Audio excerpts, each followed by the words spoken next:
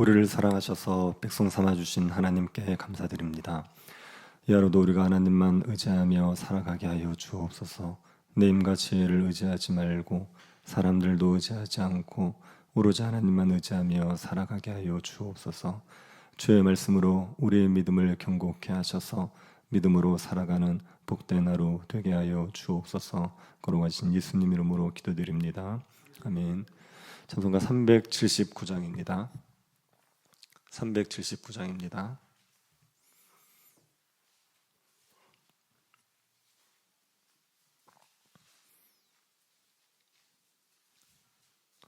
(379장입니다)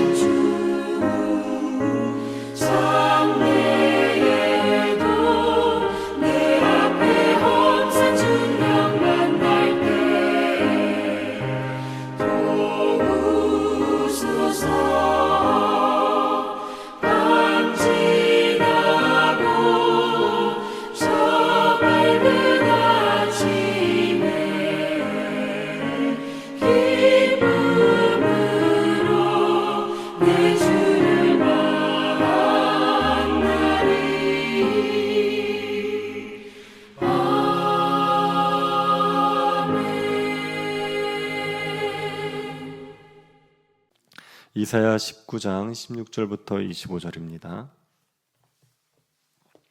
이사야 19장 16절부터 25절입니다. 찾아서 한 절씩 교도하겠습니다. 찾으셨으면 기도하겠습니다.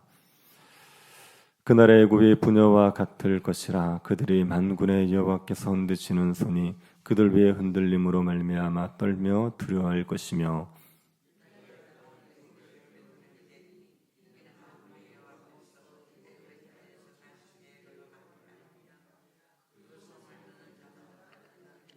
그날의 애굽 땅에 가나안 방언을 말하며 만군의 여호와를 가리켜 맹세하는 5 성읍이 있을 것이며 그중 하나를 멸망의 성읍이라 칭하리라.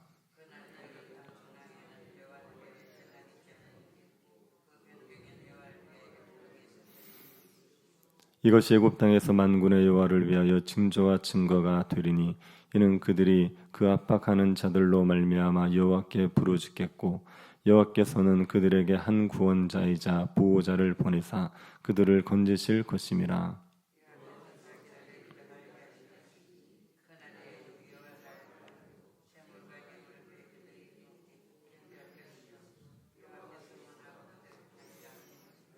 여호와께서 애굽을 치실지라도 치시고는 고치실 것이므로 그들이 여호와께로 돌아올 것이라. 여호와께서 그들의 간구함을 들으시고 그들을 고쳐 주시리라.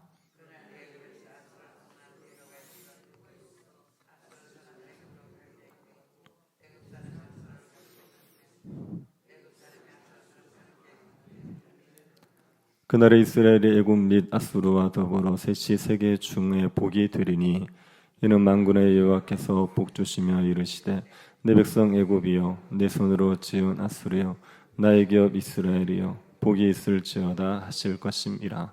아멘. 제 아들은 목사의 아들입니다. 목사의 아들로 태어났다는 것의 유익 중에 하나는 성경을 더 잘할 수 있다는 거죠. 성경에 대해서 모르는 것이 있으면 아버지인 저에게 물어보면 되니까요. 그런데 제 아들이 성경에 대해 궁금한 게 있으면 저에게 묻지 않고 교회의 다른 교사에게 찾아가서 묻는다고 해보십시오. 저를 신뢰하지 못해서 주일학교 교사에 가서 묻습니다. 그것을 어리석다고 할 수는 없겠죠. 저보다 그 교사가 성경을 더 잘할 수도 있으니까.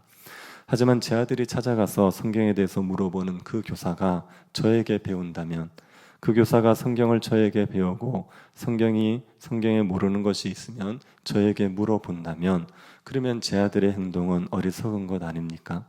저에게 성경을 배우고 있는 교사에 가서 묻지 말고 저에게 물어보는 게 지혜로운 겁니다. 저를 두고 성경에 관해서 저를 의지하는 교사에게 성경을 배우려고 한다면 그건 어리석다고 할 수 있죠.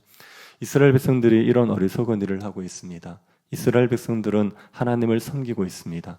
그런데 하나님을 신뢰하지 못해서 다른 나라를 의지합니다. 다른 나라가 자신을 구원해 줄 것이라고 믿고 다른 나라를 의지합니다. 그런데 그 나라들도 결국은 하나님을 의지하게 된다면 이스라엘이 다른 나라를 의지하는 건 어리석은 것 아닙니까? 모든 나라들이 하나님을 의지하게 될 터인데 그 하나님을 두고 다른 나라를 의지하려고 한다면 그건 어리석다라고 말할 수밖에 없습니다. 하나님께서는 이스라엘이 의지하려고 하던 그 애굽조차도 결국은 하나님 앞에 엎드릴 것을 오늘 본문에서 말하고 있습니다. 애굽이 하나님을 예배하게 되는 날이 있습니다. 오늘 본문은 그때를 그날이라고 표현하고 있습니다. 오늘 본문에 보면 그날이라는 표현이 6번이나 나옵니다. 16절에 보시면 그날이라고 있습니다. 그리고 18절도 보시면 그날이라고 있죠. 19절에도 그날이 있고 21절 중간에도 보면 그날이 나옵니다. 23절에도 그날이 있고 24절도 그날이 있습니다. 이 그날은 애굽이 하나님 앞에 엎드리게 되는 날입니다. 그리고 또 애굽이 심판을 받게 되는 날이기도 합니다. 하나님께서 빠른 구름을 타고 오시는 날이 있다고 했습니다. 하나님께서 애굽이 의지하던 그리고 자랑하던 우상과 풍요와 지혜를 아무것도 아닌 것으로 만들어버리는 날이 있다고 했습니다. 그날이 되면 애굽 사람들이 큰 두려움에 사로잡히게 됩니다. 16절을 보십시오. 그날의 애굽이 부녀와 같을 것이라. 그들이 만군의 여호와께서 흔드시는 손이 그들 위에 흔들림으로 말미암아 떨며 두려워할 것이며. 그날의 애굽이 부녀같이 된다는 거죠. 부녀같이 된다는 것은 몹시 약해진다는 말입니다. 그래서 두려움에 시달리게 됩니다. 하나님께서 흔드시는 손으로 인하여 큰 두려움에 시달리게 됩니다. 하나님께서 애굽의 우상들을 파괴하시고 애굽의 경제를 무너뜨리시고 지혜자를 넘어뜨리시면 두렵지 않겠습니까? 그래서 애굽 사람들은 두려움에 뜨는 여인처럼 크게 두려워하게 됩니다. 그리고 애굽 사람들이 유다를 두려워합니다. 17절을 보십시오. 유다의 땅은 애굽의 두려움이 되리니 이는 만군의 여호와께서 애굽에 대하여 정하신 계획으로 말미암음이라. 그 소문을 듣는 자마다 떨리라. 애굽 사람들이 유다를 두려워합니다. 유다를 두려워하는 건 유다가 강해서가 아닙니다. 유다가 섬기는 하나님이 두려운 거죠. 하나님께서 애굽에 대하여 정하신 계획이 있습니다. 하나님께서 애굽에 대해서 정하신 계획, 그 계획이 두려운 겁니다. 하나님께서 애굽에 대해서 정하신 계획이 무엇입니까? 하나님이 애굽을 심판하신다는 겁니다. 애굽을 하나님이 심판하신다는 걸 알기 때문에 애굽 사람들이 하나님을 두려워합니다. 그래서 하나님을 섬기는 유다도 두려워하는 겁니다. 이 애굽 사람들은 하나님에 대한 두려움에만 머물러 있지 않고 살기 위해서 하나님께 엎드리게 됩니다. 18절을 보십시오. 그날 애굽 땅에 가나안 방언을 말하며 만군의 여호와를 가리켜 맹세하는 5 성읍이 있을 것이며 그중 하나를 멸망의 성읍이라 칭하리라. 그날에 애굽 땅에 가나안 방언을 말하는 성읍들이 있습니다. 애굽 사람들 중에 하나님을 섬기는 성들이 있다는 거죠. 만군의 여호와를 가리켜 맹세하는 5 성읍이 있게 될 겁니다. 애굽의 성읍은 5개만 있는 게 아닙니다. 무수히 많은 성읍이 있지만 그 중에 5 성읍이 하나님께로 돌아온다는 겁니다. 근데 그 중에는 멸망의 성읍이라 칭하는 성읍이 있습니다. 멸망의 성읍을 다른 번역은 태양의 도시라고 번역하기도 합니다. 태양의 도시라고 번역을 한 것은 태양신을 섬기던 우상의 도시까지 하나님께 돌아온다는 거죠. 그러니 다른 도시들도 다 하나님께 돌아올 것이라는 메시지를 주기 위한 것입니다. 일리가 있는 해석입니다. 그런데 멸망의 성읍을 굳이 태양의 도시로 바꾸지 않아도 이런 해석은 가능합니다. 멸망의 성읍은 멸망받아 마땅한 성읍입니다. 그런 멸망받아 마땅한 성읍조차도 하나님을 섬기는 성읍이 된다면 애굽의 다른 나라, 다른 성읍들도 하나님을 섬기게 될 것입니다. 애굽의 5 성읍이 하나님을 섬기게 되는데 그 5 성읍이 하나님을 섬기는 전부가 아니라 5 성읍을 시작으로 모든 애굽의 성읍들이 하나님을 섬기게 될 것입니다. 그래서 그날이 되면 애굽의 중심부에 하나님의 제단이 세워집니다. 19절입니다. 그날의 애굽 땅 중앙에는 여호와를 위하여 제단이 있겠고 그 변경에는 여호와를 위하여 기둥이 있을 것이요. 애굽 땅 중앙에 여호와를 제단이 있습니다. 애굽 땅의 국경에는 하나님을 위한 기둥이 있습니다. 애굽의 중앙이든 주변이든 모든 것이 하나님을 섬기는 겁니다. 20절입니다. 이것이 애굽 땅에서 만군의 여호와를 위하여 징조와 증거가 되리니 이는 그들이 그 압박하는 자들로 말미암아 여호와께 부르짖겠고 여호와께서는 그들에게 한 구원자이자 보호자를 보내사 그들을 건지실 것임이라. 애굽의 중앙과 변경에 세워진 제단과 기둥은 애굽이 하나님을 섬기고 있다는 징조와 증거가 됩니다. 애굽 사람들이 이렇게 하나님을 섬기게 되는 것은 애굽을 압박하는 자들 때문입니다. 우리가 4절을 보면 하나님께서 애굽을 잔인한 주인의 손에 붙이겠다고 하는 말씀이 있습니다. 애굽인들이 잔인한 주인에게 종노릇하면서 애굽 사람들이 하나님께 부르짖는 겁니다. 하나님께 돌아오는 겁니다. 그러면 하나님께서 한 구원자이자 보호자를 보내사 애굽 사람들을 잔인한 주인의 손에서 건져내시는 거죠. 애굽 사람들이 이 하나님의 구원을 경험하고 나면 하나님을 알고 하나님을 경배하게 되는 겁니다. 21절입니다. 여호와께서 자기를 애굽에 알게 하시리니 그날에 애굽이 여호와를 알고 제물과 예물을 그에게 드리고 경배할 것이요 여호와께 서원하고 그대로 행하리라. 하나님께서 애굽의 하나님을 알리십니다. 하나님께서 구원자이시고 보호자라는 걸 알립니다. 그러면 애굽 사람들은 하나님께 제물과 예물을 가지고 와서 하나님 앞에 엎드려 경배하는 겁니다. 하나님을 자원하여 섬기게 됩니다.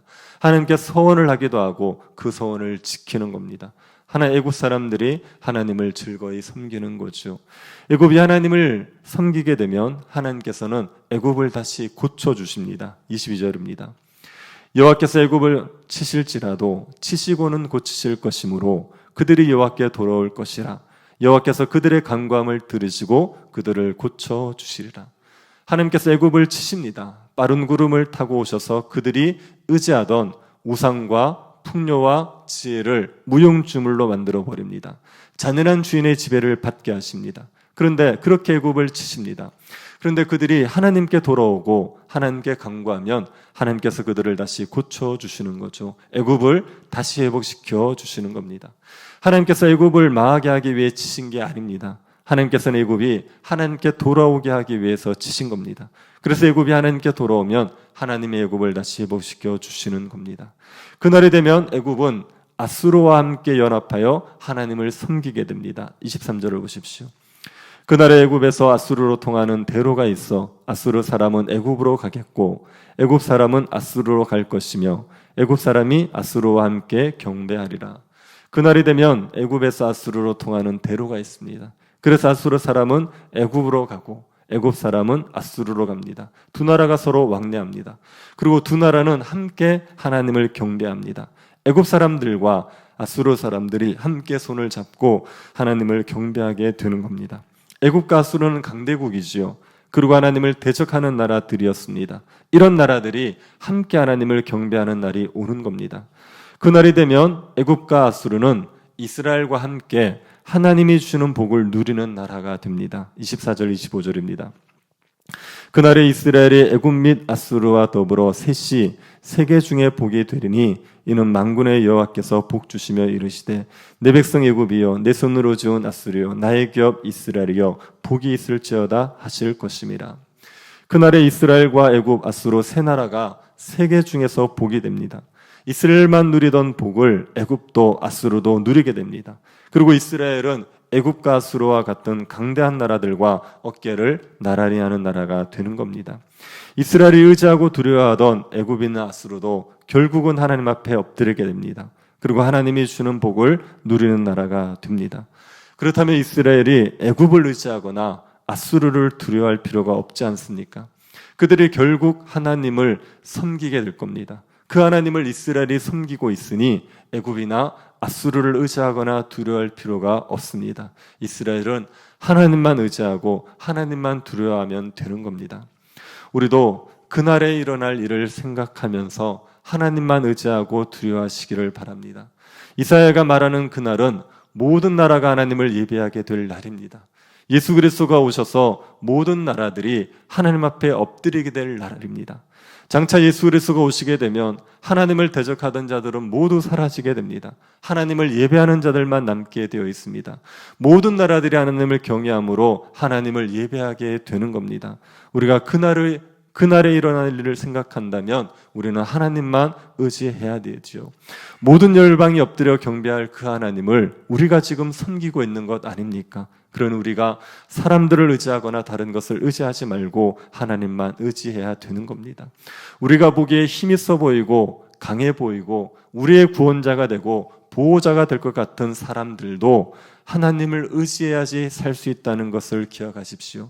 이 땅의 어떤 권력자들도 어떤 힘있는 자도 결국은 하나님 앞에 엎드리게 될 거라는 것을 기억하십시오. 우리가 그 하나님의 백성이라는 것을 기억하고 사람들 의지하지 말고 다른 것 의지하지 말고 오로지 하나님만 의지하며 살아가는 주의 백성들이 될 수 있기를 간절히 바랍니다.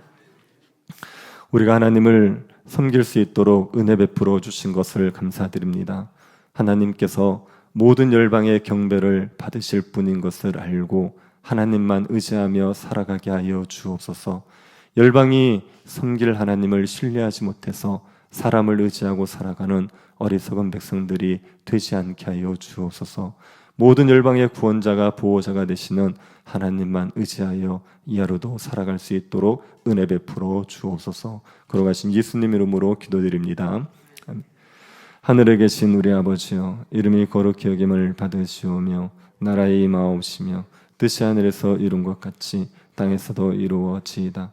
오늘날 우리에게 일용할 양식을 주옵시고 우리가 우리에게 죄 지은 자를 사하여 준 것 같이 우리 죄를 사하여 주옵시고 우리를 시험에 들게 하지 마옵시고 다만 악에서 구하옵소서.